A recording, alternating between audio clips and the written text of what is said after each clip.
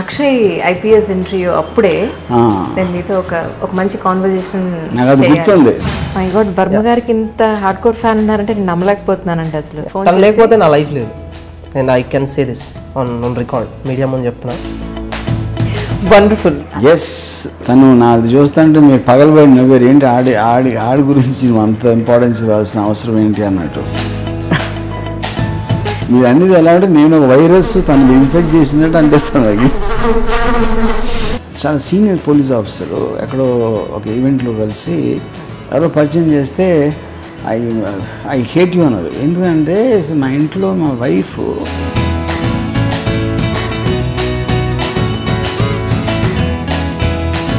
అయితే ఈ corona movie తీయడానికి ఎలాంటి వర్కౌట్ చేశారనంటే, నేను కరోనా వైరస్ మూలాన ఉన్న భయాన్ని తీసుకున్నాను సబ్జెక్ట్. అంత బాగానే ఉన్నప్పుడు ఆ బంధాలు ఉంటాయి. కానీ ఒకవేళ అందులో ఎవరికైనా ఇలాంటి ఒక వ్యాధి వచ్చిందంటే అది మనకు కూడా సోకుతుంది అన్న భయం ఉన్నప్పుడు మీకు బంధాలన్నీ ఎగిరిపోతాయి. That is the subject I'm actually taking in corona virus. యాక్చువల్గా ఈ స్క్రిప్ట్ రాసినప్పుడు లాస్ట్ 20 minutes రాస్తున్నప్పుడు నాకే ఆల్మోస్ట్ టీఎస్ వచ్చేసింది కళ్ళు. అంటే నాకు అంటే బరువు ఎక్కిన అది ఎప్పుడు అవ్వదు నాకు. ఎందుకంటే డిఫరెంట్ డైరెక్టర్స్ అనండి, డిఫరెంట్ రైటర్స్ అనండి, వాళ్ళ ఓన్ స్టోరీస్తో వచ్చి ఇలా తీయచ్చు అని ఒక ఆపర్చునిటీ మీ దగ్గరికి వచ్చే అవకాశం ఉందా? ఇప్పుడు ఫర్ ఎగ్జాంపుల్ మీరు చాలా మంచి సినిమా ఒక అన్నా చెల్లి అనుబంధం తీసేదనుకోండి, నేను పెట్టాను. ఎందుకంటే నాకు సెన్సిబిలిటీ లేదు. యూనో శ్రీకాళహస్తి మహత్యం తీస్తే నేను పెట్టాను. సెక్స్ కామెడీస్ కూడా పెట్టాను. ఎందుకంటే సెక్స్ నేను చాలా సీరియస్గా తీసుకుంటాను. ఈ క్లైమాక్స్ మూవీకి సంబంధించి ఇది ఎడారిలో తీశారని చెప్పని చాలా ఇబ్బందులు పడ్డారని చెప్పని విన్నాను. ఇబ్బంది ఏం పడలేదు, అందరూ చాలా ఆనందించారు. ఇప్పుడు నాకు ఫస్ట్ ఆఫ్ ఆల్ ఎడారిలో మియా మాల్కో లాంటి అమ్మాయి బేర్ బాడీతో చూడటం అనేది నాకు మన కలదు. ఈ బ్లాక్ అండ్ వైట్ సినిమాల్లో హీరోలు వచ్చి అమ్మ నేను BA ఫస్ట్ క్లాస్తో పాస్ అయ్యాను చూసావా అని అరుస్తారు కదా బ్లాక్ అండ్ వైట్ సినిమాల్లో. అలాగే నేను మా అమెరికన్ అమ్మాయిని ఎడారిలో పెట్టి నేకెడ్గా తీసాను అని మా మదర్కి చెప్పాను. సో నాకు అది ఈక్వల్ అండి.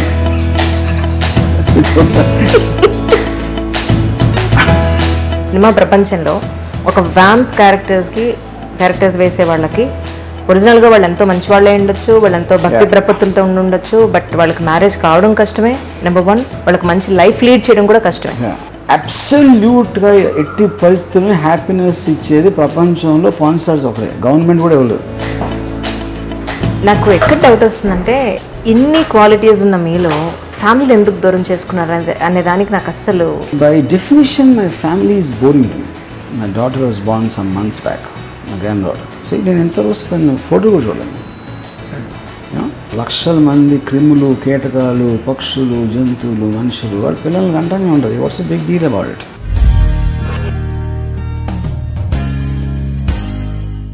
Hi sir, good morning. Hi. Actually నేను వచ్చి ఫస్ట్ బస్కి ఎప్పుడో వచ్చాను నేను. సో ఫస్ట్ బస్కి వచ్చాను నేను యాక్చువల్లీ ఇక్కడ. I was waiting for you. నాకు చెప్పలేదు ఎవరు. లోపల ఏదో ఇంకో ఇంటర్వ్యూ నడుస్తుందన్నారు.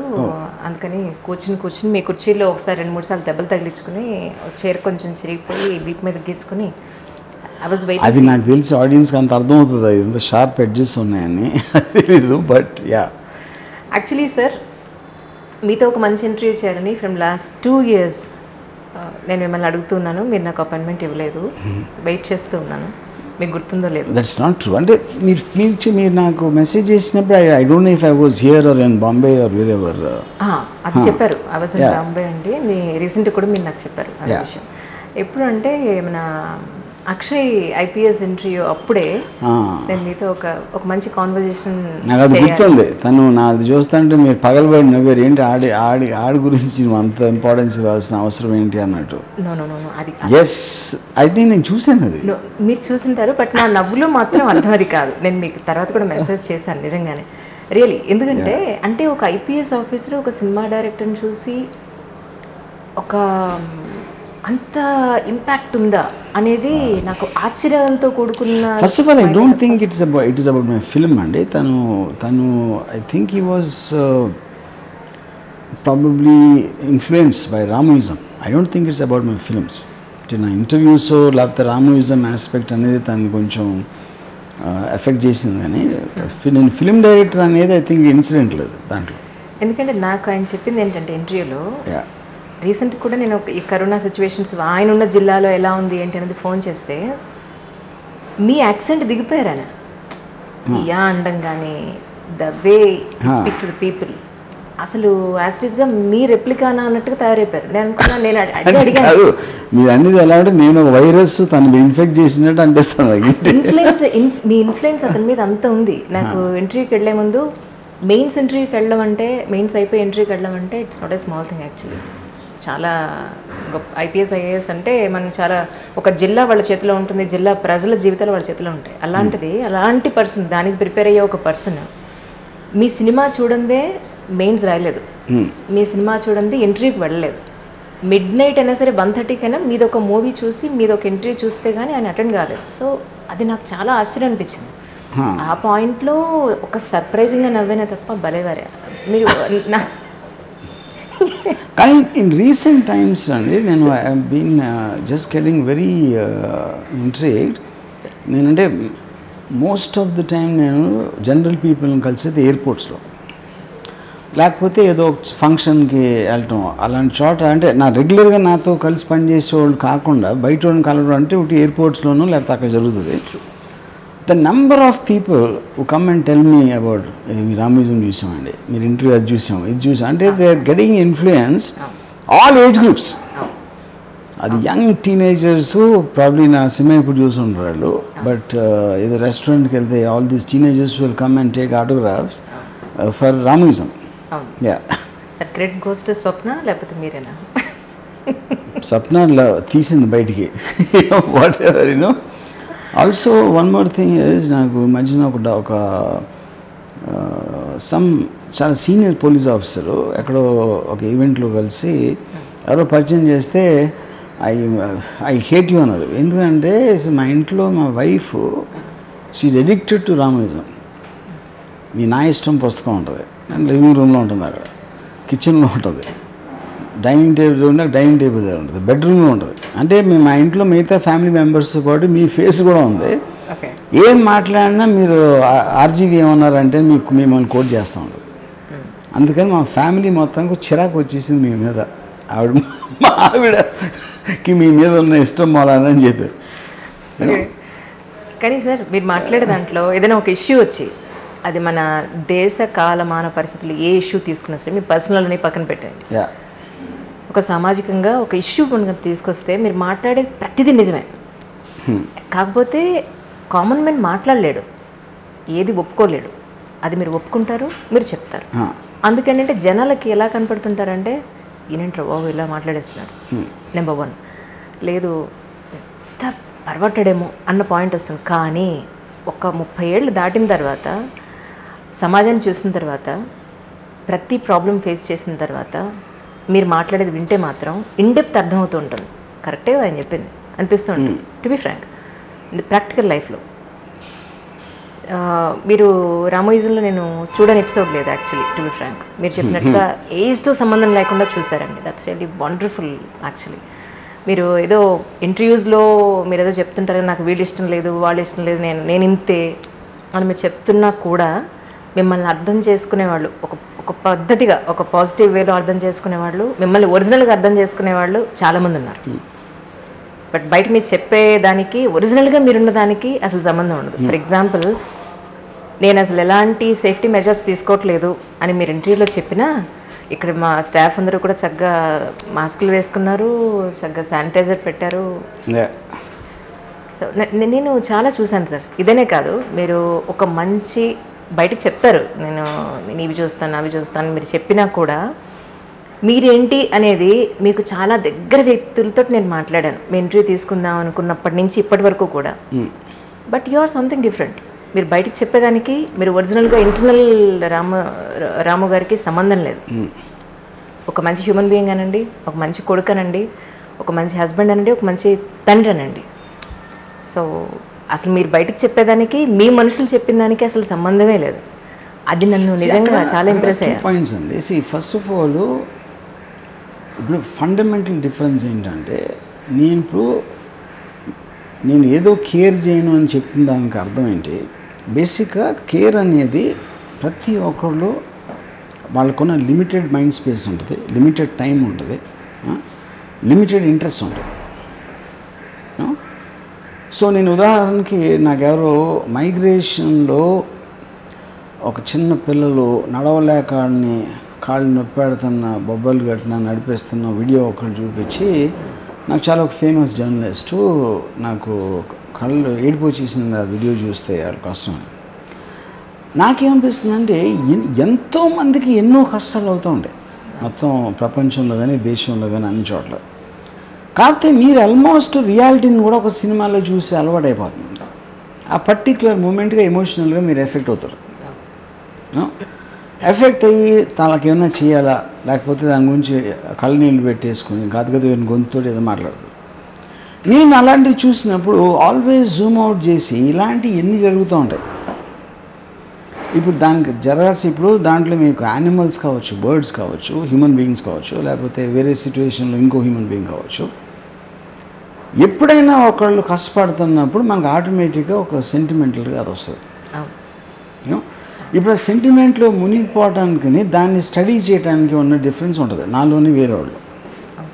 నేను దాన్ని క్యారీ అయిపోయాను దానికి, ఆ పర్టిక్యులర్ జరిగిన దానికి. ఇప్పుడు ఫర్ ఎగ్జాంపుల్ దిశ కేసులో నేను ఒక వన్ ఆఫ్ ద రేపిస్ట్ వైఫ్ని కలిసినప్పుడు అంటే పోవర్టీ అనేది ఉందని నాకు తెలుసు, అంటే మరీ అంత ఇగ్నోరెంట్ పర్సన్ కాదు కదా. కాకపోతే ప్రెగ్నెంట్ గర్ల్ పొద్దున్న 4 గంటలు లేచి పొలం పనికి వెళ్ళాలి అనేది అసలు నాకు ఊహ కూడా అంత ఎప్పుడు నాకంటే ఐ నెవర్ న్యూ, ఎందుకంటే అసలు ఆ ఫీల్డ్లో నేను లేను కాబట్టి నాకు తెలియదు. ఉన్నారు. సో అప్పుడు మహా అయితే నేను రేణుకాకి ఏదో చిన్న హెల్ప్ చేయొచ్చు, కానీ రేణుకా లాంటి లక్షలు ఉంటారు కోర్టులో. ఇప్పుడు నేను సడన్గా నా సినిమాని మానేసి నేను కంకణం కట్టుకునే వాళ్ళందరినీ ఉద్ధరించడానికి నేను బయలుదేరలేదు కదా. అంటే ఉట్టి ఒక్కదాన్ని స్పందించడం అనేది అది నా లైఫ్లో జరిగిన చిన్న సినిమా, అది అలా చూస్తాం.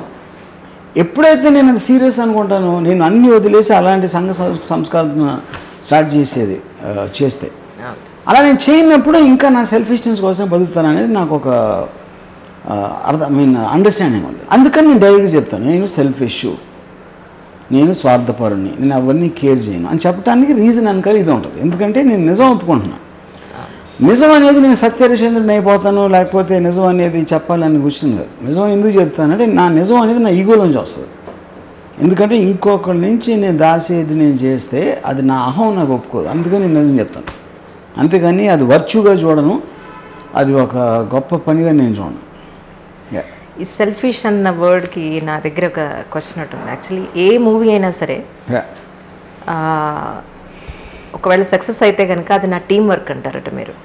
అదే కనుక ఫెయిల్ అయితే ఇట్స్ ప్యూర్లీ సెల్ఫిష్ అని అంటారు. అదే ఎందుకని నాకు అది కొంచెం ఆశ్చర్యంగా అనిపించింది. దానికి కారణం ఏంటంటే డైరెక్టర్ అనేవాడు బేసిక్గా he's not a primary artist. Primary artist అనేది మీనింగ్ ఏంటంటే మీకు music primary art, acting primary art, dialogues లేకపోతే లిరిక్స్, ఇవన్నిటినీ ఒకడు డెసిషన్ తీసుకుంటున్నాడు. ఈ మ్యూజిక్ బాగుంది, నేను మ్యూజిక్ చేయట్లా, ఈ మ్యూజిక్ బాగుందని నేను చెప్తున్నాను, నాకు ఇలాంటి మ్యూజిక్ కావాలి అని చెప్తున్నాను, నాకు ఇలాంటి డైలాగ్ కావాలని చెప్తున్నాను. సో వాళ్ళందరూ నా కోసం పనిచేస్తున్నారు, నాకున్న విజన్ కోసం. అప్పుడు నా విజన్ వల్ల సినిమా హిట్ అయిందంటే వాళ్ళ కాంట్రిబ్యూషన్ ఉంది. ఎందుకంటే ఆ మ్యూజిక్ వాడు చేశాడు, నేను చేయలేదు. ఆ డైలాగ్ ఎవరో రాశాడు, నేను యాక్టింగ్ ఎవరో చేశాడు, నేను చేయలేదు. వాళ్ళందరిది కలిపి నేను నా విజన్లో పెట్టేటప్పుడు క్లిక్ అయ్యేసరికి వాళ్ళందరి క్రెడిట్ దాంట్లో ఉంది. నా విజనే రాంగ్ అయినప్పుడు వాళ్ళందరిది వేస్ట్ అయిపోతుంది. ఎందుకంటే వాళ్ళు నన్ను సాటిస్ఫై చేయడానికి చేశారు. ఎందుకంటే ఆడియన్స్ని ఏమి నచ్చుతుందని డెసిషన్ తీసుకున్నాను నేను, రాముకి ఏమి నచ్చుతుందని వర్క్ చేసిన వాళ్ళు. సో అందుకని నా సక్సెస్లో వాళ్ళందరి పాత్ర ఉంటుంది, ఫెయిల్యూర్ మాత్రం నా పాత్రే ఒక్కడిదే అనడానికి మీనింగ్ అది. Okay okay totally. జనరల్గా మీరు ఏదైనా ఒక కాన్సెప్ట్ తీసుకుని ఆ మూవీ చేయాలి అనుకున్నప్పుడు చాలా హోంవర్క్ చేస్తారని విన్నాను నేను. బట్ నేను కూడా ఒక క్రిమినల్ పాయింట్ ఆఫ్ వ్యూలోంచి లేదంటే ఫ్యాక్షనిజం మీద నుంచి మీరు తీసుకోవాలంటే ఒక top most police department person దగ్గరికి వెళ్ళి డీటెయిల్స్ తీసుకుని అంత ఇన్డెప్త్గా వర్క్ చేస్తారు అని చెప్పని నేను చాలా క్లోజ్ ఫ్రెండ్స్ నుంచి విన్నాను. అయితే ఈ కరోనా మూవీ తీయడానికి ఎలాంటి వర్కౌట్ చేశారనంటే డాక్టర్స్ని కలవడం లేకపోతే ప్రత్యక్షంగా అబ్సల్యూట్లీ నేను కలవలేదు. ఎందుకంటే కరోనా వైరస్ సినిమా అండి, it is nothing to do with దానికి ఉన్న ఎక్స్పర్టీజు. కరోనా వైరస్ అంటే ఏంటి, అది ఎలా ఎఫెక్ట్ చేస్తుంది అనేది పాయింటే కాదు. నేను కరోనా వైరస్ మూలాన ఉన్న భయాన్ని తీసుకున్నాను సబ్జెక్ట్. కరోనా వైరస్ అనేది దానికి దెయ్యానికి పెద్ద తేడా లేదు. ఫిల్మ్ ఇది హారర్ ఫిల్మ్ యాక్చువల్లీ. ఎందుకు, మీకు ఒక దెయ్యం పట్టినప్పుడు ఎవరికైనా మీకు భయం వేస్తుంది. కరోనా వైరస్ మీ ఇంట్లో ఒకరికి వచ్చింది అని ఫీల్ అయినప్పుడు మీకు భయం వేస్తుంది. So I find it like a horror film actually. So అప్పుడు మీకు ఎంత బంధాలు ఉంటాయి, అనుబంధాలు ఉంటాయి, ఫాదరు డాటరు లేకపోతే కొడుకు అన్న చెల్లెళ్ళు అన్నీ ఉంటాయి. కానీ అది ఎప్పుడు వరకు బంధాలు ఉంటాయి, అంత బాగానే ఉన్నప్పుడు ఆ బంధాలు ఉంటాయి. కానీ ఒకవేళ అందులో ఎవరికైనా ఇలాంటి ఒక వ్యాధి వచ్చిందంటే అది మనకు కూడా సోకుతుంది అన్న భయం ఉన్నప్పుడు మీకు బంధాలన్నీ ఎగిరిపోతాయి. That is the subject I'm actually taking in corona virus. So it is not with expertise on virus. Right. Okay, ఇప్పుడు మీకు చెప్పాక అర్థమైంది ఎందుకంటే ఆ కెమెరా యాంగిల్ అక్కడ ఎందుకు పెట్టారు, బ్యాక్గ్రౌండ్ మ్యూజిక్ ఇలా ఎందుకు వాడారు. బట్ చాలామంది కామన్ మెన్ ఎక్కడ కనెక్ట్ అయ్యాడంటే సార్, ఒక కరోనా అనే పేరు అనండి, లేదా దాన్ని ఒక ఫ్యామిలీ బ్యాక్గ్రౌండ్ తీసుకుని ఫ్యామిలీ మెంబర్స్ తోటి మీరు చేయడం వల్ల కామన్ మెన్ కనెక్ట్ అయ్యారు టు బి ఫ్రాంక్. సో మీ నుంచి వచ్చిన ఒక మీ మూవీస్లో మీ ట్రెండ్లో ఇది హిస్టరీలో నిలిచిపోతుందని అనుకుంటున్నాను నేను మాత్రం. ఐ వుడ్ సే దిస్ అండి. ఇప్పుడు నేను వెరీ నాన్ ఎమోషనల్ పర్సన్. ఎందుకంటే నేను ఎమోషన్స్ని కంట్రోల్లో ఉంచుకుంటాను ఇప్పుడు నేను. ఎందుకంటే ఎమోషన్స్ అనేది చాలా డేంజరస్. ఎందుకంటే అది మీ లాజిక్ని దాన్ని చెడగొట్టేస్తుంది, మీ రేషనాలిటీ అనేది పోతుంది ఎమోషన్స్ మీద మీరు వర్క్ చేసినప్పుడు. సో నేను యాక్చువల్గా ఈ స్క్రిప్ట్ రాసినప్పుడు లాస్ట్ 20 minutes రాస్తున్నప్పుడు నాకే ఆల్మోస్ట్ టీయర్స్ వచ్చేసింది నా కళ్ళు. అంటే నాకు అంటే బరువు ఎక్కిన అది ఎప్పుడు అవ్వదు నాకు. ఎందుకంటే నేను అంత ఇన్వాల్వ్ అయ్యి ఇప్పుడు ఎవెన్చువల్గా ఒక హ్యూమన్ అంటే నా లీడ్ యాక్టర్ ఒక యాక్టర్ ఎవరైతే ఉన్నారో సినిమాలో, నేను తనకి ఫోన్ చేసి పొద్దున్న 8 ఫోన్ చేశాను. ఆల్మోస్ట్ నేను ఏడుస్తున్నాను, జనసంగతి నాకు తెలీదు అని. అంటే ఒకటి మనుషులు బతికేది ఫీలింగ్ కోసం. ఫీలింగ్ అనేది మీకు ఒక సింపతియా ఎంపతి వాట్ ఎవర్ అని వచ్చేది ఒక ఏమంటుందని ఒక కాన్వర్ట్ సిచ్యువేషన్ అంటారు వాడుక భాషలో. ఇలా అంటే నాకు వేరే గత్యంతరం లేదు ఇలా చేయడం తప్పిస్తే. ఎంత మీరు దానికి ఏమంటుందని మీరు ఒకళ్ళని మోసం చేయొచ్చు, మీరు ఒకళ్ళని కేర్ చేయకపోవచ్చు, మీరు లేకపోతే ఒకళ్ళని తెలిసి కాన్షియస్గా కష్టపెట్టచ్చు. కానీ అది పెట్టడానికి మీ విలని నుంచి వచ్చిందా, లేకపోతే మీకున్న భయం నుంచి వచ్చిందా, లేకపోతే అప్పుడున్న పరిస్థితుల ఒక ప్రెషర్ వలన వచ్చిందా అనేది మ్యాక్సిమం మనిషి ఎఫెక్ట్ అయితే అలాంటి చోట. ఎందుకంటే మీరు ఒకళ్ళ సైడ్ ఉండలేరు, వీళ్ళు తప్ప వాళ్ళు తప్ప ఇంకోళ్ళు తప్ప అని చెప్పలేని పరిస్థితుల్లో తీసుకునే నిర్ణయాల నుంచి వచ్చే ఒక హర్ట్ ఏదైతే ఉంటుందో అది మ్యాక్సిమం ఇంపాక్ట్ చేస్తుంది. అది చాలా టెరిఫిక్. అంటే ఇప్పుడు ఏంటి, ఒక విధంగా చూస్తే కరోనా వైరస్లో ఫ్యామిలీని నేను వాళ్ళ లవ్ని టెస్ట్ చేస్తున్నాను, వాళ్ళకున్న అంటే ఇంకోటి ఎమోషన్ని టెస్ట్ చేస్తున్నాను.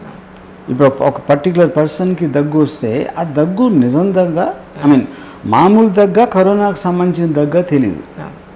హాస్పిటల్కి వస్తే డిఫరెంట్గా అక్కడ ఉంటారు కరోనా పేషెంట్లు, ఇక్కడ లేకపోయినా అక్కడ వస్తుందని రూమర్లు ఉన్నాయి, అది తెలియదు, దానికి ఏం చేయలేదు తెలియదు. పోనీ మీరు ఇంట్లోనే ఉన్నారు, ఇంట్లో స్టే ఎట్ హోమ్ అయితే ఓకే, బయటకు వెళ్ళొద్దు. కానీ ఇంట్లో నాకులకు వస్తే ఇంకేం stay at home. Yeah. So ఈ కాంప్లెక్స్ ఇష్యూస్ అన్నీ తీసుకుని I try to study human behaviour in that kind of A pattern. Okay. Yeah.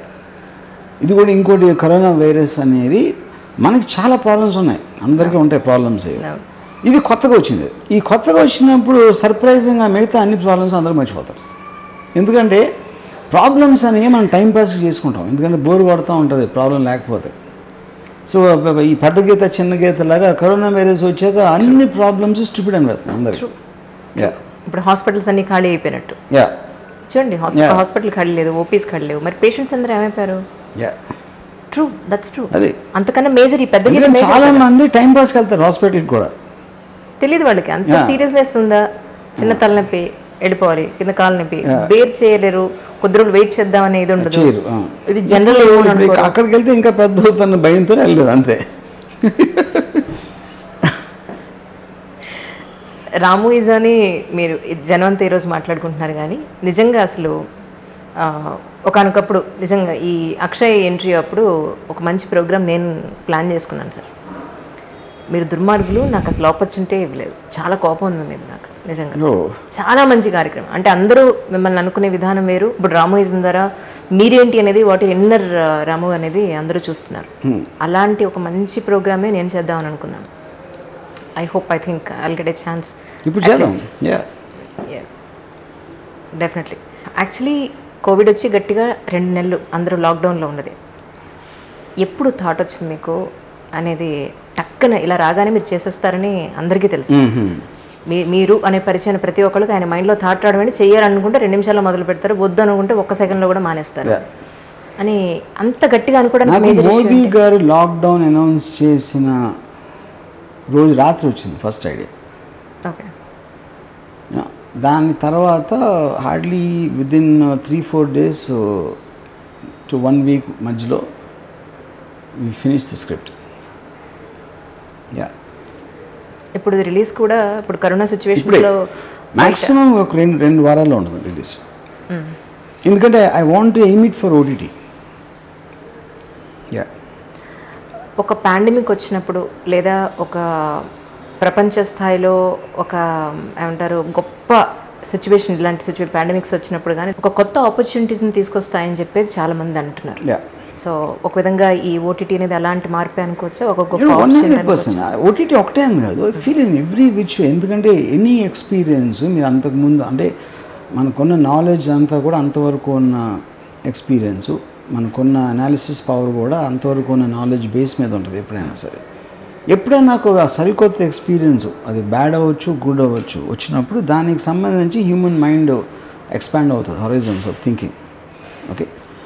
ఇప్పుడు ఓటీటీ అనేది సింప్లెస్ట్ ఇష్యూ ఏంటంటే, మనం థియేటర్కి వెళ్ళి సినిమా చూడటానికి, సినిమా మన ఇంటికి రావడానికి ఉన్న బేసిక్ ఫండమెంటల్ తేడా. అప్పుడు దాంట్లో తేడాలు ఏముంటాయి మీకు? సినిమా అనేది పెద్ద స్క్రీన్ ఉంటుంది, పెద్ద సౌండ్ ఉంటుంది. కానీ ఇవాళ ఉన్న హోమ్ వ్యూయింగ్ టెక్నాలజీలో ఇప్పుడు నాకు ఒక 40 inch స్క్రీన్ ఉంది అనుకోండి ఇంట్లో. 40 inch స్క్రీన్కి నేను 6 అడుగుల దూరంలో ఉండి చూస్తే నాకు almost ratio of distance versus సైజ్లో it is as big as a PVR theatre. ఇంకోటి సౌండ్ నా ఇష్టం వచ్చినట్టు పెట్టుకోవచ్చు, కలర్ కరెక్షన్ నా ఇష్టం వచ్చినట్టు చేసుకోవచ్చు. అది నేను థియేటర్లో చేయలేను కదా. నా టైంలో చూసుకోవచ్చు, నాకు టైం ఉన్నప్పుడు చూసుకోవచ్చు. నేను థియేటర్ టైం మెయింటైన్ చేసిన అవసరం లేదు. బట్ అది అలా అని థియేటర్స్ ఉండవని నేను అంటలా. అది గ్రూప్ ఎక్స్పీరియన్స్ అవుతుంది.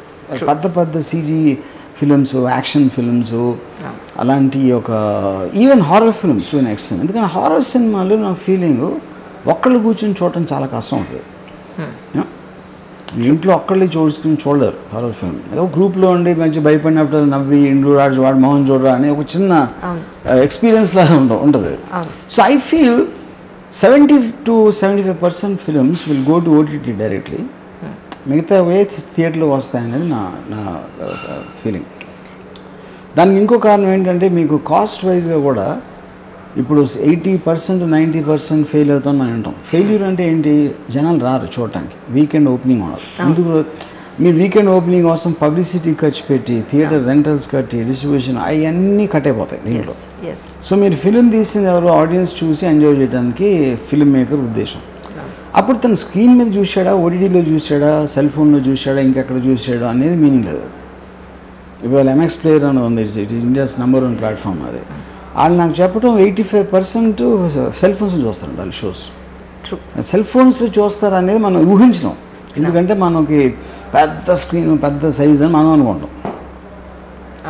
ఇప్పుడు ఫైనల్గా మీరు ట్రైలర్స్ చూడండి కావాలంటే, మీరు అవెంజర్స్ అంతా $200 million సినిమా తీసినా కూడా మీరు ఫైనల్గా సెల్ ఫోన్లో చూస్తున్నారు కదా ట్రైలర్. ఇప్పుడు కరోనా వైరస్ ఉంది ఫర్ ఎగ్జాంపుల్, మేము ఇప్పుడు ఎక్కడైతే పెద్ద సౌండ్ పెట్టుకుని చూస్తాం ట్రైలర్.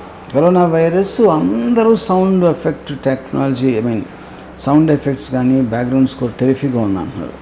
కానీ అందులో 90% they would have seen it in cell phone.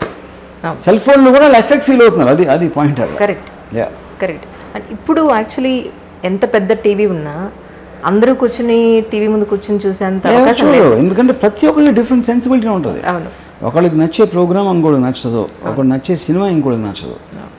Even news అయినా కూడా ఎవరి ఛానల్ వాళ్ళు పెట్టుకుని ఎవరి ఫోన్లో వాళ్ళు చూస్తున్నారు తప్ప టీవీ ఆన్ చేసి న్యూస్ పెట్టండి అనే అవకాశం అయితే లేదు. కరెక్ట్.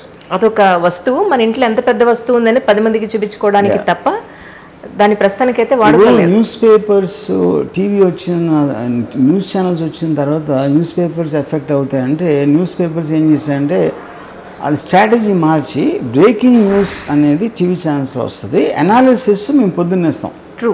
ఆ న్యూస్ ఇంపార్టెన్స్ ఏంటి, ఆ న్యూస్ వలన ఏమవుతుంది ఇది అని. నెక్స్ట్ టీవీ ఛానల్స్ అనాలిసిస్ కూడా మొదలెట్టారు. సో మీరు పొద్దున్న న్యూస్ పేపర్ వస్తే దాంట్లో మీరు ఆల్రెడీ నిన్న పొద్దున్న అది జరిగిన 10 నిమిషాలకు వచ్చిన ఇన్ఫర్మేషన్ కూడా అది కూడా డైల్యూట్గా ఉంటుంది. ఎందుకంటే మీకు న్యూస్ ఛానల్స్లో మ్యూజిక్ వస్తుంది, యాంకర్ వాయిస్ ఉంటుంది, ఇవన్నీ పెట్టి బ్రేకింగ్ న్యూస్ అని వచ్చిన తర్వాత మీరు ఒక కోల్డ్ బ్లడెడ్గా చదువుతూ ఉంటే బోరు పడుతుంది. అవును, అటెన్షన్ తీసుకోవాలంటే సంథింగ్ డిఫరెంట్గానే రావాల్సి వస్తుంది అందరికీ కూడా. అంటే ఇప్పుడు మీరు ఈ కరోనా ఒకటి, తర్వాత క్లైమాక్స్ అనే మూవీ కూడా మీరు ప్లాన్ చేశారని చెప్పండి. ఇవన్నీ కూడా మీ ఓన్ ఓటీటీలోనే మీరు నాట్ నెసరీ. ఇప్పుడు ఇందాక చెప్పాను కదా మీకు డిఫరెన్స్ ఏ ప్లాట్ఫామ్ మీద రిలీజ్ చేయాలని ఆ సినిమాని బట్టి రకరకాల ఫ్యాక్టర్స్ ఉంటాయి, ఆ టైంని బట్టి అంతా. క్లైమాక్స్ అనేది నా ప్లాట్ఫామ్ రిలీజ్ చేస్తున్నాను. అంటే that is called RGV World, RGVworld.in అని. అదేంటంటే దాంట్లో నేను ఒక పర్టిక్యులర్ కైండ్ ఆఫ్ ఫిల్మ్స్ అంటే నా టేస్ట్కి సంబంధించి అంటే almost it becomes an expansion of my mind.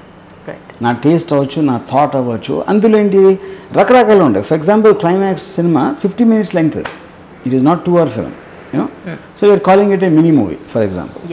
ఎందుకంటే థియేటర్లో సినిమా మీకు 1-2 hours ఉండాలి అని ఒక ఆనవాయితీ అనేది మనం ఫిక్స్ అయిపోయాం. ఫీచర్ ఫిల్మ్స్ మధ్యలో ఇంటర్వెల్ ఉంటుంది అని ఒక ట్రెడిషన్ ఉంది. మీకు డిజిటల్ దాంట్లో దాని మీనింగ్ లేదు. మీరు చూసినంతసేపు మిమ్మల్ని ఎంటర్టైన్ చేసిందా లేదా అనేది పాయింట్, కానీ అది 20 నిమిషాల 2 గంటల అనేది it is not relevant at all. But corona virus అనేది like I said it's a family film. Maybe ఒక ప్లాట్ఫామ్లో ఆల్రెడీ సబ్స్క్రిప్షన్ బేస్ అంటే ఉట్టి నా కైండ్ ఆఫ్ టేస్ట్ ఉన్నోళ్ళు క్లైమాక్స్ చూస్తారు. Corona virus will become a more universal thing. అది నాది.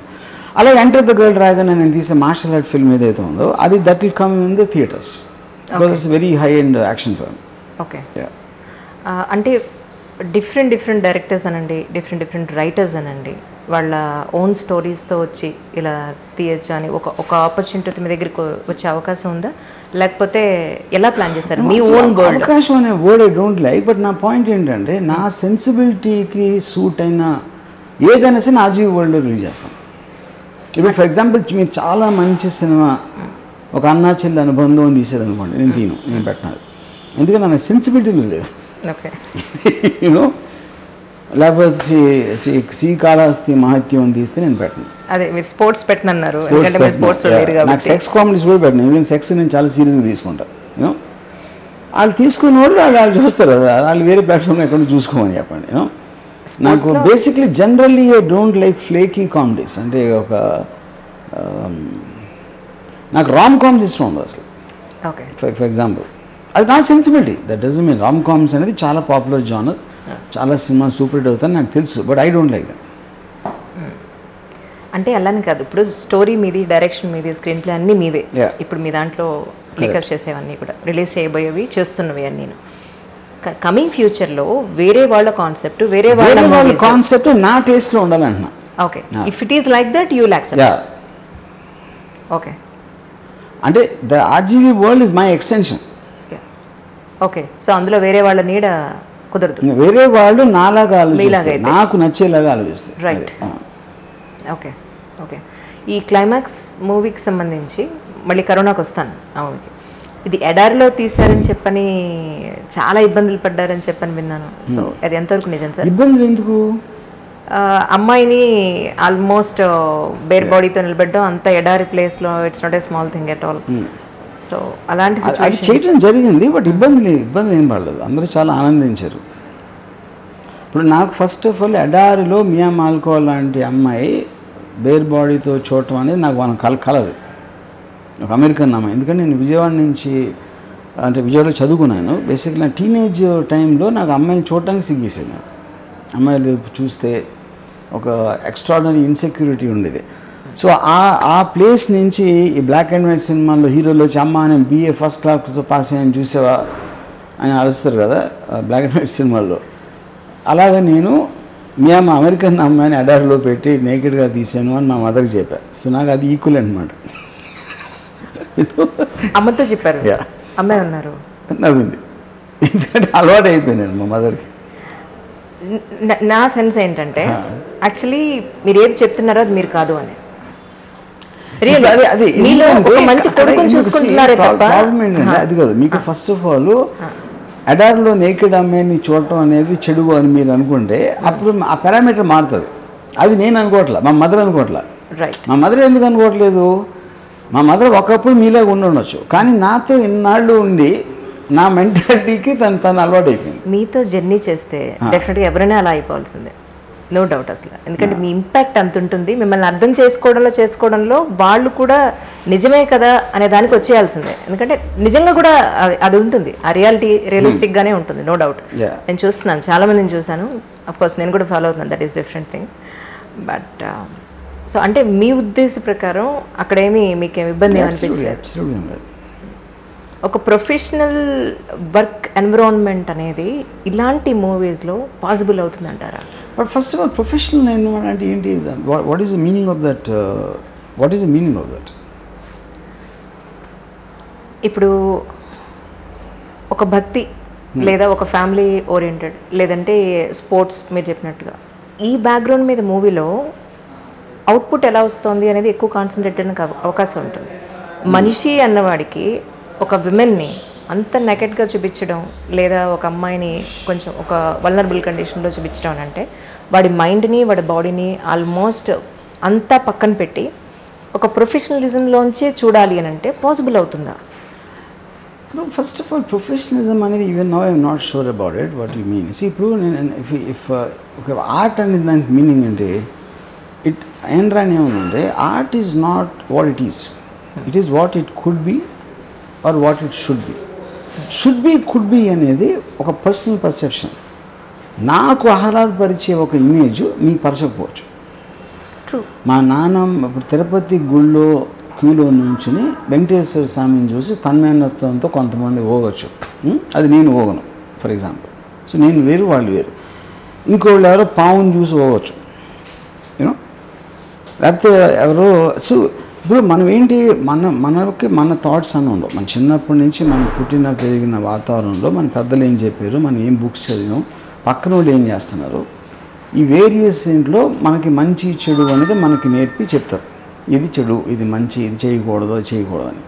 అందులో కొంతమంది డిగ్రీస్ చాలా విపరీతంగా దాన్ని ఫాలో అవుతారు, కొంతమంది తక్కువ ఫాలో అవుతారు, కొంతమంది నాలాంటి వాళ్ళు actually they start questioning the very fundamentals of it. అందులో పరమార్థం తెలుసుకుని మాట్లాడతారు మీరు. ఇది ఏదైనా పరమార్థం తెలుసుకుని మీరు అది తెలిసినప్పుడే నాకు forgot who said that if you have to break the rules, you first have to know what the rules. Rule ఎందుకు పెట్టారు, దాని మీనింగ్, దాని పర్పస్ ఏంటి అని తెలిసినప్పుడు బ్రేక్ చేయడానికి, ఊరికనే రూల్ బ్రేక్ చేయడానికి తేడా ఉంటుంది.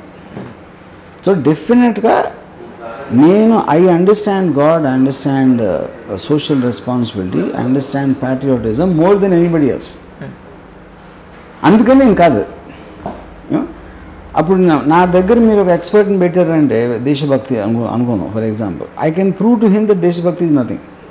ఆడికి లేదని నేను ప్రూవ్ చేయగలుగుతాను, ఎవరికైతే ఉందని అనుకుంటున్నాడు ఇన్ని రోజు. ఇవి ఏంటంటే మనకి ప్రోగ్రామింగ్ అంటుందండి. ప్రోగ్రామింగ్ అంటే ఫ్రెంచ్ ఫిలాసఫర్ స్పినోజా ఏమన్నాడంటే, మీరు ఒక రాయిని గాల్లో విసిరితే రాయి కానీ కాన్షియస్నెస్ ఉంటే తనే ఎగురుతున్నాను అనుకుంటాడు. ఎవరో నన్ను విసిరారు అనే థాట్ తనకి రాదు మేడం, యూనో. కరెక్ట్. సో అప్పుడు మనం ఏంటి, నాకు ఇష్టం లేదు, నాకు ఇష్టం, లేకపోతే అది తప్పు, ఇవన్నీ మీరు ఏమైతే అనుకుంటున్నారో మీరు ఒక విసిరిన రాయిలు అంటారు. రైట్.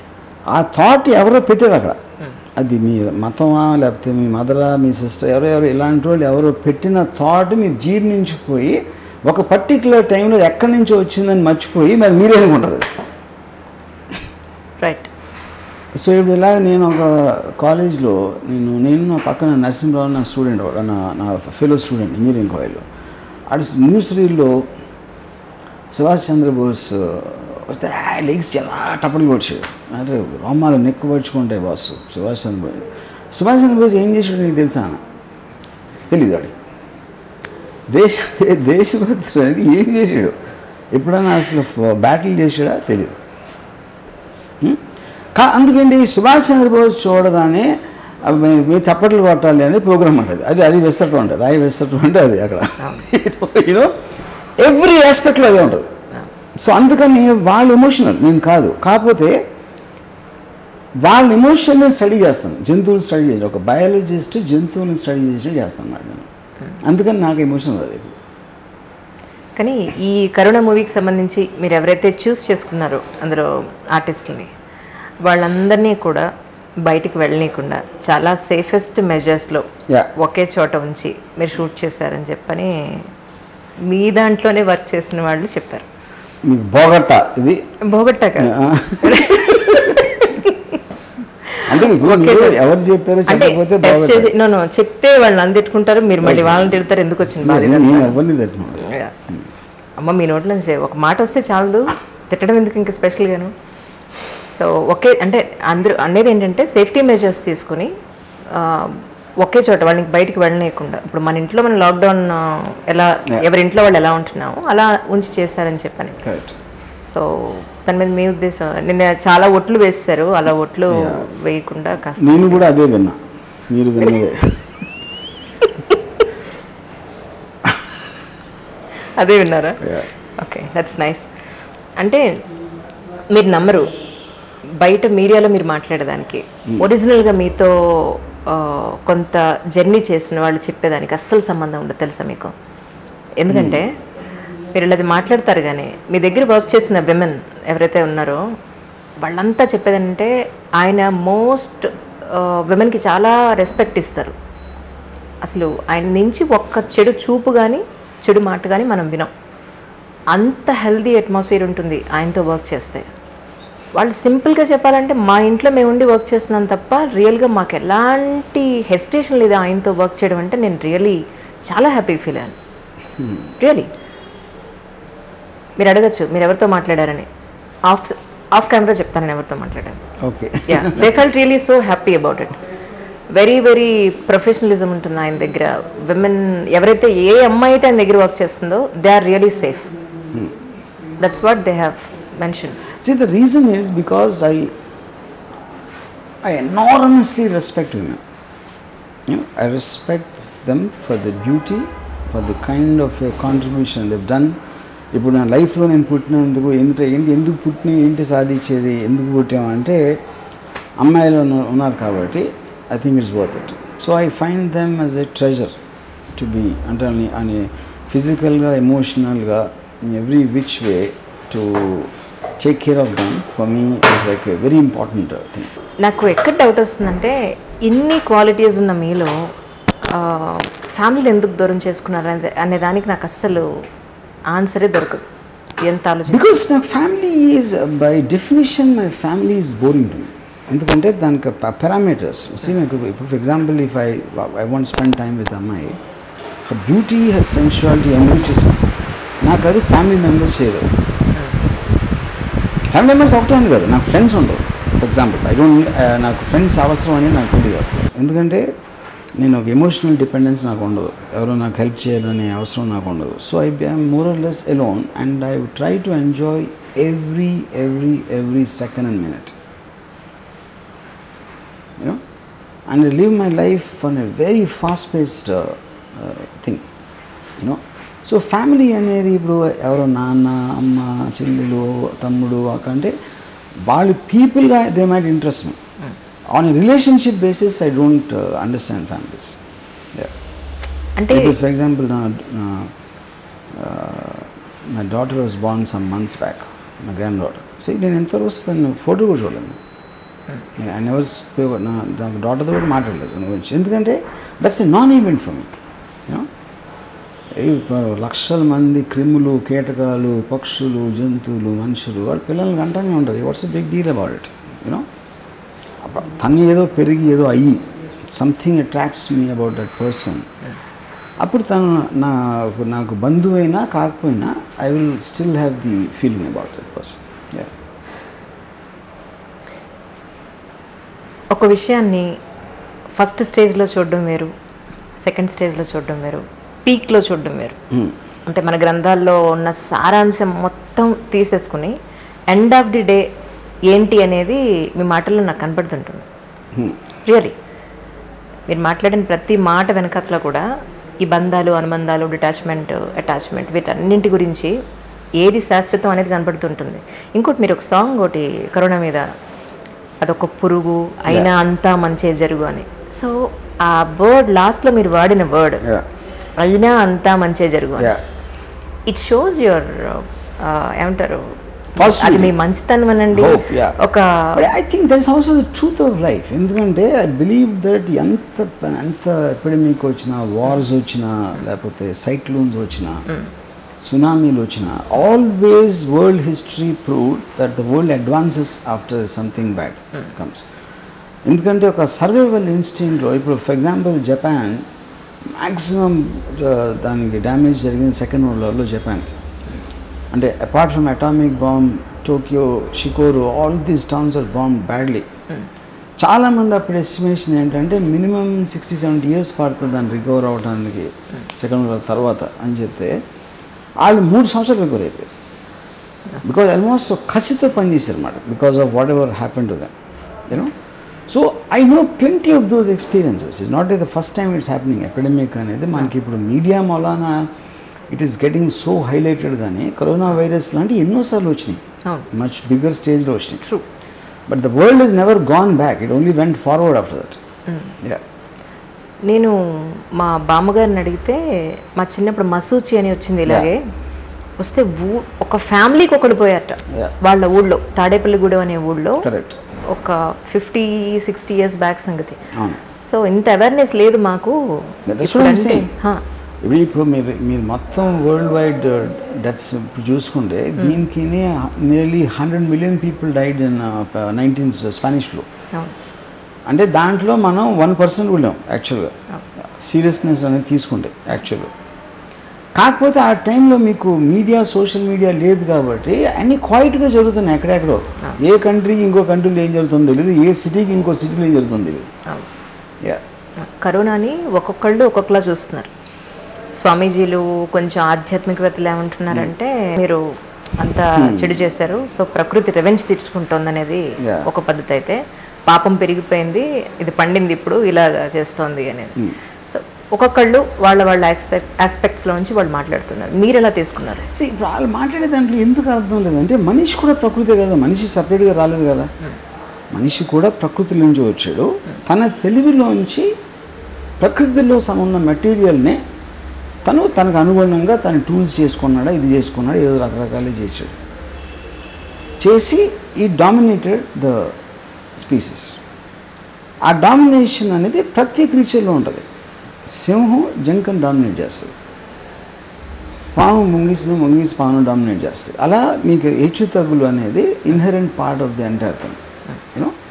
అలాగే ఫైర్ వచ్చి ఐ మీన్ ప్రకృతిలో ఉన్న ఫైరే ప్రకృతిలో ఉన్న అడవిని కాల్చేస్తుంది. So I think that is a stupid argument basically. And ఇంకోటి ఏంటి, ఎప్పుడు చేస్తూ ఉంటారు ఇది, ఇప్పుడు కాదు. ఐ బిలీవ్ ఇట్స్ బీన్ ఏసారి వచ్చినా సరే దేవుడు వచ్చాడు, దేవుడు పగ తీసుకుంటున్నాడు, పాపాలు ఎక్కువైపోయింది. ఎవరి పాపాలు ఎక్కువైనాయి తెలీదు.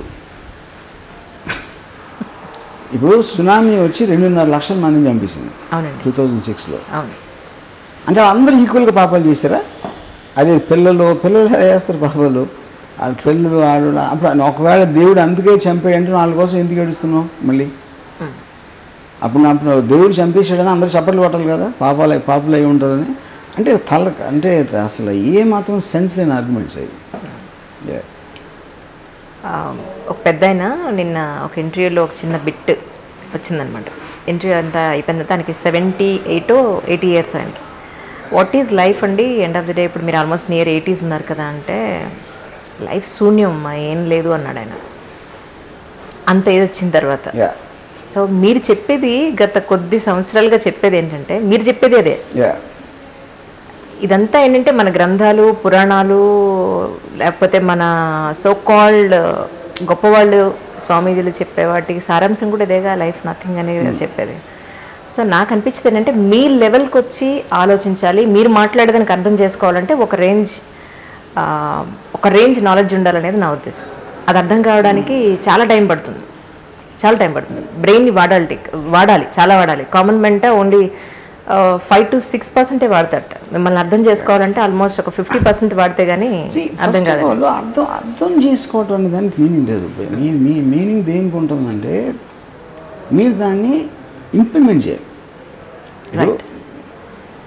ఎవడు కరెక్ట్ కాదు, నాకు నచ్చిని నేను ఇంప్లిమెంట్ చేస్తున్నాను. Same thing will go for every person. You know ఇప్పుడు నా కజిన్ ఒకడు రాజా అని ఒకడు ఉన్నాడు. అంటే నాకు చిన్నప్పటి నుంచి నాకు హెవీలీ నాతో ఇన్ఫ్లుయెన్స్ అంటే ఏంటి, వింటాడు అంతే నా మాటలు అంతే.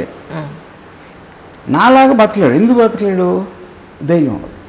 ఎందుకంటే ఈజ్ కేరింగ్ ఫర్ అవతలడు ఏమనుకుంటాడు, పేరెంట్స్ ఏమనుకుంటారు, వాళ్ళు ఏమనుకుంటారు, వీళ్ళు ఏమనుకుంటారు, ఆ భయంలో జీవిస్తారు అందరూ బేసిక్గా. ఓకే, అప్పుడు ఆయన నాతో అంటాడు వచ్చే జన్మైనా నీలాగా అవ్వాలనుకున్నాడు. ఇది నాతో 20 ఏళ్ళు ఉండే ఆ టైంలో. అంటే విచ్ మీన్స్ అర్థం చేసుకోవటానికి అమలు పరచడానికి చాలా డిఫరెన్స్ ఉంటుంది. అర్థం చాలామంది చేసుకుంటారు, అర్థం చేసుకోకపోతే అసలు వాళ్ళ మాటలు ఏంటో బోర్ పడుతుంది. ఆ మాటలు విన్నారంటే అర్థం చేసుకున్నట్టే, అమలు పరచలేరు. అది పాయింట్. గవర్నమెంట్ ఇంప్లిమెంట్ చేసినట్టే, లాస్ ఇంప్లిమెంట్ చేసినట్టే కష్టం.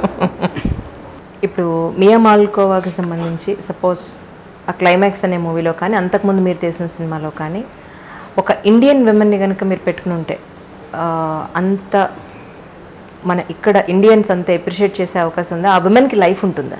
యాక్చువల్లీ విమెన్కి లైఫ్ ఉంటుందంటే నాకు అర్థం కాదు. అంటే ఇప్పుడు ఫర్ ఎగ్జాంపుల్ మన తెలుగు సినిమా ఇండస్ట్రీలో కానీ ఏ ఇండస్ట్రీలో మన సినిమా ప్రపంచంలో ఒక వ్యాంప్ క్యారెక్టర్స్ వేసే వాళ్ళకి ఒరిజినల్గా వాళ్ళు ఎంతో మంచి వాళ్ళే ఉండొచ్చు, వాళ్ళు ఎంతో భక్తి ప్రపత్తులతో ఉండొచ్చు, బట్ వాళ్ళకి మ్యారేజ్ కావడం కష్టమే. నెంబర్ 1, వాళ్ళకి మంచి లైఫ్ లీడ్ చేయడం కూడా కష్టమే. అలాంటి క్యారెక్టర్ ఒక సినిమాలో చేస్తే కంటిన్యూస్గా అవే క్యారెక్టర్స్ వచ్చే ప్రపంచం యాక్చువల్లీ చెప్పాలంటే. ఒక మంచి లైఫ్ ఒక లీడ్ చేయాలంటే కొంచెం కష్టం. బట్ ఈ అమ్మాయిని ఒక మంచి పద్ధతిలో చూసే అవకాశం. ఫస్ట్ పాయింట్, మంచి లైఫ్ అంటే ఎవరికి ఉంది మంచి లైఫ్? హౌస్ వైఫ్స్కి మంచి లైఫ్ ఉన్నట. హౌస్ వైఫ్ అన్ని ఎవరికి ఇవ్వకుండా పెళ్లి చేసుకుని పిల్లల్ని కానీ ఒంటింట్లో కూర్చుని బ్రేక్ఫాస్ట్ లంచ్ డిన్నర్ చేసే వాళ్ళకి మంచి లైఫ్ ఉన్నట. I don't think so. వాళ్ళకి లేదుగా కదా పాయింట్. అది that is what I'm saying. ఇందాక ప్రోగ్రామింగ్ చెప్పింది అది. నేను ప్రతి మనిషి వాళ్ళకున్న యాసెట్స్, వాళ్ళకున్న స్ట్రెంగ్స్, వాళ్ళకున్న కెపాసిటీస్, వాళ్ళకున్న పొటెన్షియల్ని యూజ్ చేసుకుని దాని మీద వాళ్ళు రిస్క్ తీసుకుంటారు. ఇప్పుడు నేను ఇంజనీర్ని, నాకు డైరెక్టోరియల్ నాలెడ్జ్ ఉంది, నాకు సినిమా ఎలా తీయాలో తెలుసు అనే ఒక దానితో నేను ఇంజనీరింగ్ నుంచి బయటకు వచ్చేసి సినిమాలు చేయడానికి రిస్క్ తీసుకున్నాను. నాలాగా 100 తీసుకుంటారు. అందులో కొంతమంది సక్సెస్ అవుతారు, కొంతమంది అవ్వరు. Same thing goes for everybody. Any human being eventually వాడు తీసుకున్న డెసిషన్కు కాన్సిక్వెన్సెస్ వాడు భరించాల్సి వస్తుంది. అలాగే ఇప్పుడు 2 పాయింట్స్ ఇక్కడ. మియా మాల్కోవా నేను ఎందుకు తీసుకున్నా, మియా మాల్కోవా తను ఎందుకు చేస్తుంది అనేది రెండు మేము విభజించి మాట్లాడితే, మియా మాల్కోవా తను 18th year బర్త్డేకి తన మదర్ దగ్గరికి వెళ్ళి ఐ వాంట్ బి ఏ పాన్సర్ అని తను చెప్పింది వాడు. సో అంటే మదర్కి చాలా కోపం వస్తుంది. నేను చెప్తున్నా, అడగట్లా పర్మిషన్, ఎందుకంటే I believe this is what I like. Okay, అప్పుడు ఏమవుతుంది, తనకి ఉన్న యవ్వనం లెట్స్ 15 ఏళ్ళు ఉంటుంది అనుకో. 15 ఏళ్ళు తన అందం పోయికి ఏం చేస్తారు? అందం పోయికి ఎవరు మాత్రం ఏం చేస్తారు? మీకున్న అందరి ఎబిలిటీ లిమిటెడే కదా. మీరు ఏదో ఒక పర్టికులర్ టైంలో మీ ఉద్యోగం బాగవచ్చు, మీరు బిజినెస్లో నష్టం రావచ్చు, లేకపోతే X అవ్వచ్చు, Y అవ్వచ్చు, Z అవ్వచ్చు. ఆ ప్రాబ్లం అందరికీ కామన్ ఉంటుంది. కాకపోతే ఇప్పుడు నేను నాకున్న ఎడ్యుకేషనల్ క్వాలిఫికేషన్కి, నాకున్న దానికి ఇది చేయడానికి దీంట్లో నాకు ఎక్కువ హ్యాపీనెస్ వస్తుందా, ఎక్కువ డబ్బు వస్తుందా, ఎక్కువ నేమ్ వస్తుందా అని ఇలాంటి క్యాలిక్యులేషన్తో పర్సన్స్ డెసిషన్ తీసుకుంటారు. ఓకే, సో దాంట్లో నేనేంటి, మియా మాల్కో నాకు పాన్ స్టార్స్ అంటే నాకు విపరీతమైన గౌరవం. దానికి కారణం ఏంటంటే ప్రాస్టిట్యూట్కి పాన్ స్టార్కి ఉన్న డిఫరెన్స్ ఏంటి? ప్రాస్టిట్యూట్ అనేది ఒక చీకట్లో ఎవరికి తెలియకుండా ఎవరికి తెలియదు. కెమెరా ముందు చేయటం అనేది ఒక మారల్ ఫ్యాబ్రిక్ ఆఫ్ సొసైటీని దాన్ని టేర్ చేసి చూడటం. అండ్ మీకు ఎక్స్ట్రాడినరీ స్ట్రెంగ్త్ ఆఫ్ మైండ్ ఉండదు దాన్ని అది చేయటానికి. So I recognise that in them. Right. ఇంకోటి వాళ్ళు ఏం చేస్తున్నారు, అది బయటికి జనాలు ఒప్పుకోకపోయినా కన్జర్వేటివ్ పబ్లిక్, ఇప్పుడు సన్నీ లియోన్ కేరళలో కచిన్కి వెళ్తే 3 లక్షల మంది వచ్చి చూడటానికి వచ్చారంటే అది నాకు తెలిసి మమ్ముటి, మోహన్ లాల్ అందరూ కలిసి చీఫ్ మినిస్టర్తో పాటు ఉన్న 30,000 మంది రారు. అంటే వాళ్ళందరికీ ఆనందం వచ్చింది అమ్మాయి మూలం. అదే point. You can take away. కేవలం మన మారల్ ఆస్పెక్ట్లో చూసి మీరు లుక్ డౌన్ చేస్తున్నారు, కానీ అబ్సల్యూట్గా ఎట్టి పరిస్థితుల్లో హ్యాపీనెస్ ఇచ్చేది ప్రపంచంలో పాన్ స్టార్స్ ఒకరే, గవర్నమెంట్ కూడా ఇవ్వలేదు. It sounds funny, I know that, but I'm saying I basically as a person I'm never judgmental about anybody. Anybody who makes an impact for whatever time period, short టైమా, long టైమా, one what purpose అనేది నేను చూస్తున్నాను. దాంట్లో I like that aspect. ఇంకోటి Indian అమ్మాయి ఉంది అంటే ఇప్పుడు అక్కడ నాకు ఆ డెజర్ట్లో ఒక మియా మాల్కో లాంటి ఫిగర్ ఉన్న ఒక తెల్ల అమ్మాయి, I thought the visual aspect will be tremendous. మీరు అదే టైలర్లో ఒక ఇండియన్ గర్ల్ ఇమాజిన్ చేయండి, I don't think it have the same impact. Right. Just match the colours more than anything else. ఇప్పుడు అందుకని ఇప్పుడు దాన్ని నేను చేసి ఇప్పుడు ఓటీటీ రిలీజ్ చేయడానికి, పేపర్ రిలీజ్ చేయడానికి చేసింది. ఇప్పుడు మీరు థియేటర్కి వెళ్ళి టికెట్ కొనడానికి చూడాలన్నప్పుడు ఓటీటీలో చేయడానికి ఇది ఫండమెంటల్గా డిఫరెన్స్ లేదు. కాకపోతే ఇది ఎప్పుడు ఎవరు ట్రై చేయలేదు ఎంతవరకు. ఎప్పుడు ట్రై చేయింది అవుతుందా అవుదా అంటే అది కరోనాకు తప్పితే ఎవరికి తెలియదు. అంటే ఇప్పుడు దేవుడి కన్నా కరోనా పవర్ఫుల్ అని నేను అనుకుంటున్నాను. ఎందుకంటే దేవుళ్ళు అందరూ పారిపోయారు గుళ్ళు, చర్చిలు, మాస్కుల్లో నుంచి. సో కరోనాయే ఇవాళ దేవుడు అనుకున్నా, అది కరోనాకు తెలియదు అది అవుతుందా అవుదా అని. కానీ కరోనా ట్రైలర్ మాత్రం గంటకు 1,00,000 మంది చూశారు సార్. 12 అవర్స్లో 12 lakhs, 24 అవర్స్లో 24 lakhs. ఇలా ఒక ఒక ఒక సునామీ లాగా వ్యూవర్స్ అంత ప్యాషనెట్గా చూశారు. నిజంగా సినిమా ఒక మంచి సక్సెస్ అవ్వాలి నిజంగా అందరం కోరుకుంటున్నాం, టు బి ఫ్రాంక్.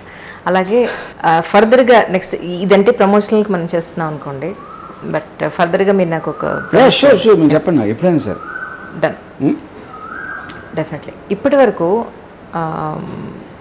చాలా సినిమాలు తీసుంటారు. మీ ఫస్ట్ మూవీకి ఇప్పుడు తీసే యాజ్ ఆన్ టుడే మూవీకి మీలో వచ్చిన టెక్నికల్ పాయింట్ ఆఫ్ వ్యూలో కానీ, పీపుల్ని ట్రీట్మెంట్ ఇచ్చే విషయంలో కానీ, అర్థం చేసుకోవడంలో కానీ ఎలాంటి మార్పులు వచ్చాయంటే ఏం చెప్తారు? డిఫికల్ట్. ఎందుకంటే ఇప్పుడు ఏ మనిషి అయినా మెంటల్ స్టేటు ఆ ప్రజెంట్ స్టేట్లో ఉంటుంది. ఇప్పుడు శివ తీసినప్పుడు నా మైండ్ స్టేట్ అంటే అది వేరే వాళ్ళు ఎవరు తీశారు, నేను కాదు. ఎందుకంటే మీరు నేను బెటర్ అయినా వర్స్ అయినా అనేది బయట నుంచి నా ఫెయిల్యూర్స్ మళ్ళా చేస్తారు. నా మటుగా నాకు పర్సనల్గా జడ్జ్ చేయాలంటే ఆబ్వియస్లీ నాకున్న ఎక్స్పీరియన్సెస్ తోటి నా నాలెడ్జ్ పెరుగుతుంది, నా అండర్స్టాండింగ్ పెరుగుతుంది, నా టెక్నాలజీ పెరుగుతుంది. ఆ టెక్నాలజీ పెరిగిన తర్వాత ఇప్పుడు ఫ్లాప్లు ఎందుకు చేస్తున్నాడు అని అడిగితే అప్పుడు దానికి 100 సార్లు ఆన్సర్ ఇచ్చాను, కానీ అది ఎవరు వినరు. But I understand, but eventually people will listen to what they want to listen. So నాకు కానీ ఎనీ హ్యూమన్ బీయింగ్ కానీ ఏజ్ పెరిగి కొద్దీ, ఎక్స్పీరియన్సెస్ పెరిగి కొద్దీ, unless is affected by something, ఇప్పుడు ఎమోషనల్ డిస్టర్బెన్స్ లేకపోతే మీకు వచ్చిన ఒక కలామిటీస్లో ఏదైనా జరిగి ఎఫెక్ట్ అవ్వకపోతే ప్రోగ్రెషన్ అనేది ప్రతి మనిషిలో ఉంటుంది. అలాగే నాలో ఉన్నాను. రైట్. ఇప్పటివరకు ఇది చేసిన తర్వాత ఇది అనవసరంగా చేశాను, ఇలా చేయకపోయి ఉంటే ఎప్పుడు అనుకున్నాను మీలో మీరు కనీసం ఎవరికి చెప్పకండి. నెవర్. ఎందుకంటే నేను ఎంజాయ్ చేశాను అది experience. I'm living for my experience. That's too complicated, I don't think anybody will understand. ఎందుకని చాలాసార్లు ఇది ఆన్సర్ చెప్పడానికి ట్రై చేశాను, but I realise that it is not possible for people అని. ఎందుకంటే అది మీరు ఫీల్ అవుతున్న ఎక్స్పీరియన్స్, మీ ఫీలింగ్ ఇంకొకరికి అర్థమవుతుంది, ఇంకొకరి మీద రుద్దటం ట్రై చేయడం అనేది మూర్ఖత్వం. అది రైట్. రైట్. ఏమైనప్పటికీ మీ ఓటీటీకి సంబంధించి లేదా మీ ఆర్జీవీ వరల్డ్కి సంబంధించి ఎన్నో మంచి మూవీస్ రావాలని మనస్ఫూర్తిగా కోరుకుంటున్నాను. మంచి మూవీస్ నాకు తెలీదు, నాకు నచ్చే మూవీస్ చాలా వస్తాయి దాంట్లో. అది మంచి మూవీసే కాదు అనేది మీరు చెప్పాలి. మంచి మూవీస్ మాత్రం తీయాలనే ఉద్దేశం నాకు ఎప్పుడు ఉండదు. నాకు నచ్చే సినిమాలు చేస్తాను. సరే, మీకు నచ్చే జోనర్ అంటే ఏది చెప్పండి ఇప్పుడు? Everything, even corona virus I like. ఎందుకంటే ఫ్యామిలీ డ్రామా అని ఒక హారర్ ఫిల్మ్ తీయటం అనేది నాకు నచ్చింది. అది జగన్ గారి పరిపాలన ఆల్మోస్ట్ 1 year కంప్లీట్ అయిందని చెప్పని అంటున్నారు. దీని మీద మీకేమనిపించింది, మీ ఒపీనియన్? అబ్సల్యూట్గా నేను పాలిటిక్స్ ఫాలో ఉన్నాను. ఎవరు ఎలా పరిపాలిస్తున్నారు నాకు అబ్సల్యూట్గా ఐడియా లేదు. సో ఐడియా లేని దాని గురించి నేను చెప్పడం అనేది మీనింగ్ లేదు. It's too much really. ఇప్పుడు it's true. I don't know. నాకు మోడీ గారు తెలియదు, కేసీఆర్ తెలియదు, ఎవరు తెలియదు. నేను ఇంకా పరిపాలన నాకు సంబంధం లేని పని అది. వాళ్ళు పరిపాలన చేసిన దాంట్లో ఏదైనా గ్రామాటిక్ ఏదైనా జరిగితే దాన్ని సినిమా చేయాలనుకుంటా, కానీ పరిపాలనకి నాకు సంబంధమే లేదు అసలు. యాక్చువల్లీ మీ ఇంటర్వ్యూ చేయడానికి ముందు బాగున్నారా అని అడిగితే మీకు నచ్చదు, బాగోపోతే ఈవిడొచ్చి ఏమైనా చేస్తుందా అనేది మీ దగ్గర నుంచి వస్తుంది. గుడ్ ఆఫ్టర్నూన్ అంటే ఏంటి, జనరల్గా గుడ్ ఆఫ్టర్నూన్ అంటే అన్నట్టుగా మీకు ఉంటుంది. మీరు అన్నంత మాత్రం ఆఫ్టర్నూన్ గుడ్ అవ్వదు. ఎగ్జాక్ట్లీ. సో ఇట్ మీ దగ్గర నుంచి వచ్చే ఆన్సర్. సో అది కూడా విష్ చేయకూడదు. Just I would like to say hi, that's it. So అలా మొదలుపెట్టా. అంటే వ్యూవర్స్ అనుకోవచ్చు ఈవిడ చాలా ట్రెడిషనల్గా సివిల్ సర్వెంట్ని, డాక్టర్స్ని, టాప్ మోస్ట్ బిజినెస్ మెన్స్ చేసే ఈవిడ ఈరోజు హాయ్ అని మొదలు పెట్టింది ఏంట అని అనుకోవచ్చు. సో అందుకని మీకు కూడా నేను ఇంకోటి చెప్తాను. ఇప్పుడు తన ఐపీఎస్ ఆఫీసర్, ఐఏఎస్ ఆఫీసర్కి ఇంప్రెస్ అయినట్టు దాని వల్ల నేను ఇంప్రెస్ అవ్వట్లే. ఎందుకంటే నేను ఐఏఎస్, ఐపీఎస్ ఆఫీసర్ అంటే మంచిగా చదువుకుని పెద్ద పెద్ద జాబుల్లో ఉండేవాళ్ళు నేనేమి ఇంప్రెస్ అవ్వను. ఎందుకంటే చదువుకునే వాళ్ళు ఆ లీడర్స్ అవుతారు, పాలిటీషియన్స్. శివాలో ఉంది కదా, లెక్కలు ఎక్కలు తెరవలు లక్కుతో లక్షల మునిగితారు, అది పాయింట్ అక్కడ. So I'm not impress with people were top rankers. ఎందుకంటే నేను బ్యాక్ బెంచ్ స్టూడెంట్ని. నేను మొత్తం నా లైఫ్లో చాలా పైకి వెళ్ళిన అందరూ బ్యాక్ బెంచ్ వాళ్ళు వెళ్తారు, కానీ ఫ్రంట్ బెంచ్ వాళ్ళు ఎవరు వెళ్ళరు. ఫ్రంట్ బెంచ్ వాళ్ళు బ్యాక్ బెంచ్ వాళ్ళు దగ్గర పని చేస్తారు. That's actual truth of life. So back bench వాళ్ళు ఎవరు బాధపడక్కర్లేదు. సో మీరు చెప్పిన దాన్ని బట్టి బ్యాక్ బెంచ్ వాళ్ళే పైకి వస్తారు. అదే అంటున్నాను. సో వాళ్ళు బాధపడకుండా నా సలహా అంటే అందరు యూత్కి అసలు ఎవరు చదువుకోకూడదు. చదువుకోవడం అంత టైం వేస్ట్ పని ఉండదు, especially in today's time. So దీనితో ముగిద్దాం. Done sir, done. For more videos, please subscribe to iDream. Hi, this is Sai Kripa, Strength Coach. For more videos, please subscribe to iDream. And more videos, please subscribe to iDream Media. Hi, I am Sirisha Reddy, fashion designer. Please subscribe to iDream Media. For more videos, please subscribe iDream Media. Please do subscribe to iDream. Hello అందరికీ నమస్కారం, నేను మీ getup Srinu. Please subscribe to iDream Media. iDream అంటే నా కళల channel subscribe చేసుకున్న నోరు తిరుగుతలేదు, మీరైతే గంట గుర్తు కొట్టండి.